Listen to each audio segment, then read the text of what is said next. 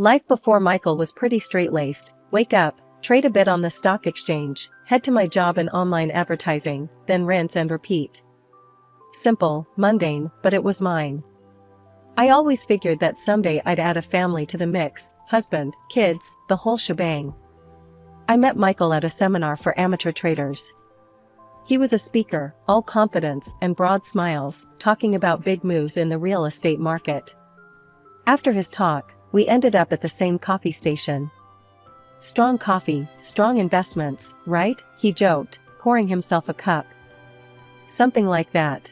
But I usually go for less volatile stocks myself, I replied, trying to sound more savvy than I felt. Oh, playing it safe, huh? I like taking a bit more risk, he said with a wink. That wink should have been my first warning, but who was I to know?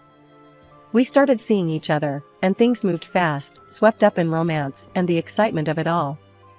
He was 10 years older, had his life figured out, or so it seemed. Loads of charm, money, and promises that came easy to him. About a year into our whirlwind romance, Michael popped the question on a chilly evening, right there on the balcony of his fancy high-rise apartment. "Marry me, Sarah. I want all my tomorrows to start with you," he said, holding out a ring that was frankly too flashy for my taste. But who was I to complain? It felt like a dream. 2 days before the wedding, Michael dropped another surprise, just as we were finalizing our dinner menu. "We need to talk about something, Sarah. It's important," he said, serious all of a sudden. "Sure, what's up?" I asked, figuring it was just some last-minute guest list drama. "I think we should sign a prenuptial agreement," he said, avoiding my eyes. "A prenup? Now? 2 days before the wedding?" I was shocked, feeling a mix of hurt and confusion. "Why didn't you bring this up before?" "It's just practical, Sarah. It's not about us, it's about protecting what we've got. You know, just in case. I've got a lot tied up in real estate, and you're doing well with your trading. It's just standard stuff. My lawyer drafted something up. He says it's pretty standard, protects both of us." His casual dismissal stung. "Standard for who, Michael? Your lawyer? I don't even have one." "Look, he's a good guy. He'll take care of everything, even talk you through it. On me, of course. I'll pay for it," he added quickly, as if that would smooth everything over. I remember standing there in his kitchen, feeling like a complete outsider in what was supposed to be my future home, with my future husband who suddenly seemed like a stranger. But I was too deep in, too embarrassed to call anything off, and honestly, too scared to start over. So, I caved. "Fine. Let's just get this over with," I muttered, feeling a mix of defeat and anger boiling inside. "Great, I'll set up a meeting for tomorrow. You'll see, it's all standard stuff," Michael assured me, but his reassurances felt hollow. The next day, his lawyer, a slick guy named Ron, walked me through the document. "It's all very straightforward," Ron assured me, flipping through pages that might as well have been written in another language. "You keep what's yours, he keeps his. Clean and simple." Clean and simple, right. If only I knew then just how complicated things would get. After the whirlwind of the wedding, which honestly was more of a blur of faces and congratulations than anything, Michael and I settled into what you could call married life. But even that felt more like living with a charming roommate than a husband, what with all the terms we'd signed off on. Michael's life was a series of business calls and trips. "Gotta keep the wheels turning, Sarah," he'd say, kissing my forehead before jetting off to some city or another. I mostly stayed back, working from home, trading stocks like it was my lifeline. It wasn't the family life I'd pictured, but then again, what was? His business was booming, and my trading wasn't doing too bad either. But whenever I brought up maybe putting my earnings into buying a place for me, Michael had his own ideas. "Hold off on that, babe. I'm eyeing a new property, could use a bit more liquidity," he'd say, always planning the next big purchase. One evening, he came home more stressed than usual. "Market's brutal, babe. Got a loan coming up due that I totally spaced on," he admitted over a too-late dinner. "Can't you roll it over or something?" I asked, trying not to sound too concerned. "That's the kicker. It's tied up with my other assets. Bit of a cash flow snag. he explained, sounding tired. Suddenly he remembered my savings, the ones I'd been hoping to put towards a house, maybe start that dream family. You could help, he said slowly. I mean, it'll ease the snag. Michael looked at me then pleadingly, really looked at me, and for a moment, I thought I saw the man I'd fallen in love with. Okay, I'll do it. What's mine is yours, I said, echoing the words he hadn't exactly said but had implied in so many ways. Right, of course, babe. It's just until this thing smooths over. I'll pay you back, he promised, reaching over to squeeze my hand. I nodded, feeling a mix of apprehension and love. Love because I believed in us, in him. Apprehension because, deep down, I knew money and love were a messy mix. Days turned into weeks, and those weeks into months. Michael's promises of repayment became as frequent as his business trips, mentioned but never fulfilled. Our conversations about it were circular, always ending with him kissing my forehead and promising, "Soon, babe, soon." And me? I believed him every time. Or at least, I wanted to. Because confronting the truth, that this was becoming less of a marriage and more of a business arrangement, was a reality I wasn't ready to face. The arrival of our son, Jack, was supposed to be the happiest time in our lives, but it quickly turned into one of the most challenging. Michael was often away on business trips, leaving me to juggle the baby, household duties, and my own work. I wasn't just riding the emotional roller coaster of a new mom, I was doing it pretty much on my own. One evening, after a particularly grueling day of balancing Jack on my hip while trading on my laptop, I broached a topic that had been weighing on me. Michael, I was thinking, maybe we could get a little help? Like a nanny? I suggested tentatively over dinner.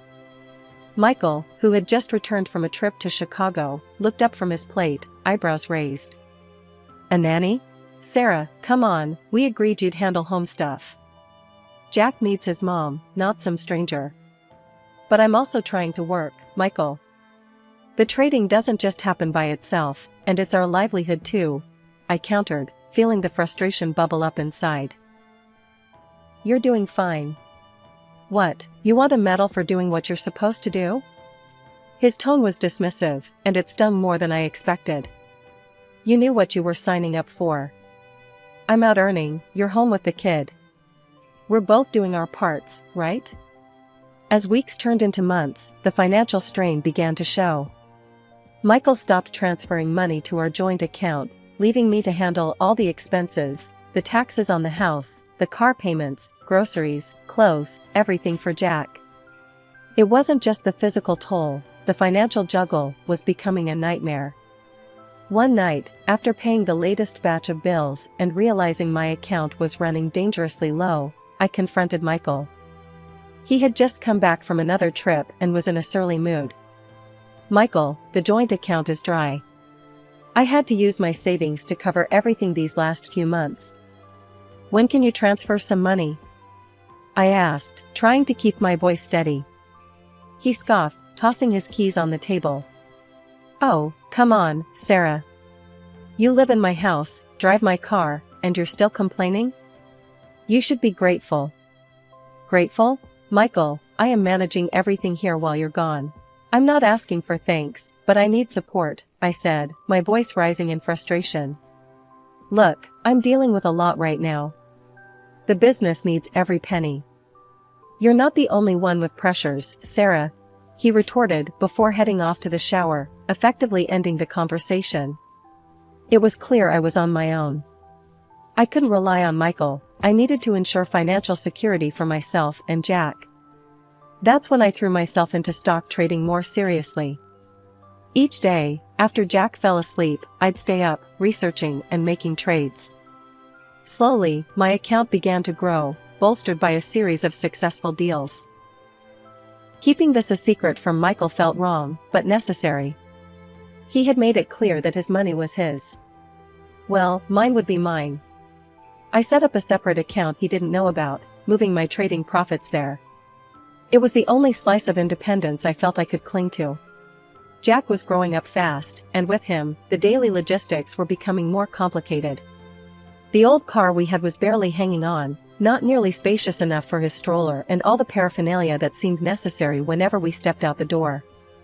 One morning, while Michael was sipping his coffee and scrolling through his phone, I brought up the topic. I need a new car, Michael. The trunk in this one just isn't cutting it for Jack's stuff. He didn't look up from his screen. And you're telling me this why? Planning to make me pay for it? No, I've got it covered. I've been saving up from trading, I replied, trying to keep my voice even. That got his attention. His eyes narrowed as he put down his phone. Oh, you've got money, huh? Well, that's great because I need some cash. The business could use a boost right now. I couldn't believe what I was hearing. Again with the money? What about the money I lent you before?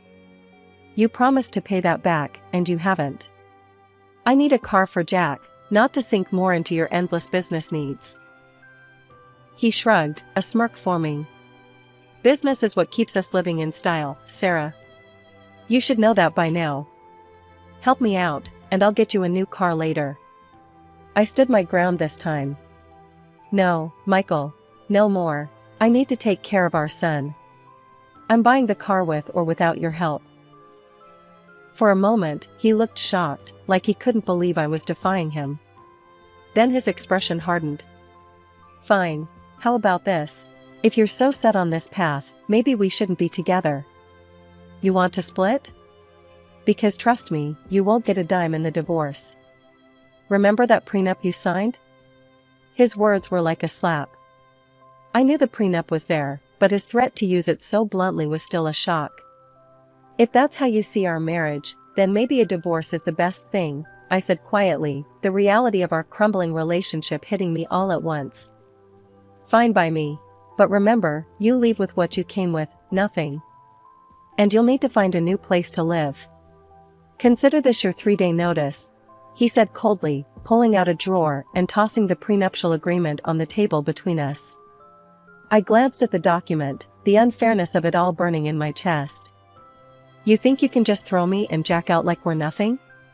I've been here through everything, supporting you, never asking for anything more than what I put into this family. He laughed, a harsh sound that echoed in the empty room.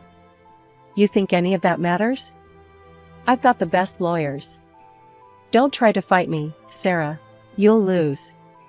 And don't think about taking anything from here, or I'll sue. Packing was a blur of tears and determination. I collected mine and Jack's belongings, leaving behind everything that Michael could claim as his. I wasn't going to give him any reason to come after me legally. The apartment I found was small, but it was ours, and it was close to Jack's kindergarten, which made life a little easier. Every day, as I walked him to school, I felt a bit more grounded, a bit more like I could do this, raise my son and rebuild our lives. The stock market became my sanctuary and my battlefield. I traded with a ferocity born of necessity, the need to provide for Jack and keep us afloat without any help from Michael. Nights were the hardest, after Jack went to bed and the world quieted down. That's when the doubts and the loneliness crept in. But every time I wanted to give in to despair, I'd look at the numbers climbing in my account, and I'd find the strength to keep pushing. Divorce proceedings were as cold and swift as Michael's farewell. The prenuptial agreement held up, leaving me with nothing but child support, which was a pittance compared to what Michael made. He fought dirty, too, throwing around threats to take Jack if I pushed for any of the money I'd lent him for that so-called urgent loan. It was during one of those mornings, dropping Jack off at kindergarten, that I met Laura. She was the mother of Emily, a little girl with a wild mop of curls and a laugh that could light up a room. Laura and I hit it off immediately, often finding ourselves chatting long after the kids had scampered off to their morning activities. One sunny afternoon, as we watched our kids play, Laura turned to me, her expression curious. "You always seem so together, Sarah. How do you do it?" "I mean, I struggle, and it's just me." I shrugged, my eyes on Jack, who was busy constructing a sandcastle. "I guess you just learn to cope, you know? Keep pushing through." We talk about everything and nothing, movies, books, our wild dreams of vacations in exotic places. But I never brought up Michael or the divorce. That part of my life was locked away, a chapter one was determined to close. One day, as we watched Jack and Emily scramble up the steps of a slide, Laura nudged me gently. You know, if you ever need to talk about anything, I'm here. Us single moms have to stick together. I smiled, the warmth from her offer spreading through me. Thanks, Laura. That means a lot. After a particularly good day on the stock exchange, I felt a rare surge of optimism. Maybe it was the adrenaline from the win, or maybe I just needed a change of scenery from the usual routine. Whatever it was, I called up Laura and suggested dinner at a new restaurant downtown. Sounds like a celebration is in order. What's the occasion? Laura asked as we settled into our seats at the chic, softly lit venue. Just a good day at work, I replied, trying to keep it casual, but inside I was buzzing. It felt like things were finally looking up. As we sipped on our drinks and chatted about mundane things like kindergarten antics and weekend plans, I felt the weight of the past months lighten a bit. But just as I was beginning to relax, a familiar voice chilled the air around us. Well, if it isn't Sarah. Looking a bit rough, aren't we? Michael's voice was unmistakable. I looked up to see him standing there, smirking, with a woman clinging to his arm. I felt my face flush, a mix of embarrassment and anger. Michael, I greeted stiffly, wishing the earth would swallow me whole. And this is Vanessa, my fiancée. Isn't she just stunning? Vanessa gave a tight-lipped smile, eyeing me up and down with thinly veiled disdain. Yes, Michael always did have a taste for, well, never mind. Nice to meet you, Sarah. Michael leaned in, lowering his voice, though not his malice. Seriously, Sarah, you look like you've aged a decade. What happened to you? I remained silent, not trusting myself to speak without my voice shaking. Laura, however, was not about to let it slide. Sarah's doing just fine, better even. Looks to me like life's treating her well. Michael snorted, giving me a final sneering look before turning away. Come on, Vanessa, let's leave the past where it belongs. After they left, Laura turned to me, her expression a mix of concern and anger. What was that all about? He's awful. And who talks like that? Taking a deep breath, I filled her in on the brief version of my marriage, the high hopes, the prenup, the threats, the fallout. Everything spilled out in a low, hurried stream. Laura's eyes widened with every detail. Sarah, why didn't you tell me you were dealing with all that? And a prenup? I'm a family lawyer, you know. I want to see that prenup. There could be something there, some way to challenge it. A few days later, I was in Laura's office, handing over the dusty documents that had sealed my fate. She pored over them with a furrowed brow, her pen flying over the pages as she made notes. Sarah, there are several issues here, she finally said, looking up from the papers. First, this was signed too close to the wedding. It's a pressure tactic. Second, you didn't have independent legal advice, which is huge. And third, he didn't disclose all his financial obligations, like that loan you ended up covering. That's misrepresentation. My heart raced as she laid out each point. It means, Laura continued with a smile, that we might just be able to challenge this. We've got a real shot here, Sarah. Sitting in the cold, stark courtroom, my hands were trembling, despite my best efforts to appear calm. The weight of what was at stake pressed heavily upon me, not just the potential financial outcome, but the deeper, more personal vindication against Michael's long-standing control and threats. Before the judge had even called the session to order, Michael leaned towards me from where he stood a few paces away. His voice was low, a venomous whisper meant only for me. You're a loser, Sarah. You can never beat me. I'll ruin you. And when I'm done, I'll take Jack from you too. Laura, standing by my side, gave my hand a quick, reassuring squeeze before we were called to present our case. As the proceedings began, Laura was methodical and fierce. She laid out the facts, pointing to the rushed nature of the prenuptial agreement signing and the glaring lack of independent legal counsel. She highlighted the financial disclosures that Michael had conveniently omitted, which directly impacted the terms of the prenup. Your Honor, the agreement my client was coerced into signing was not only unfair but fundamentally flawed in its execution, Laura argued passionately. We have clear grounds here to question its validity. Michael's lawyer tried to counter, arguing that everything had been above board, that I was merely having regrets after the fact. But Laura dismantled his points with precise legal references and the undeniable weight of evidence she'd compiled. After what felt like an eternity, the judge finally spoke. After reviewing the evidence and the circumstances under which the prenuptial agreement was signed, I am ruling to annul the agreement due to significant violations in its execution. The courtroom seemed to spin for a moment.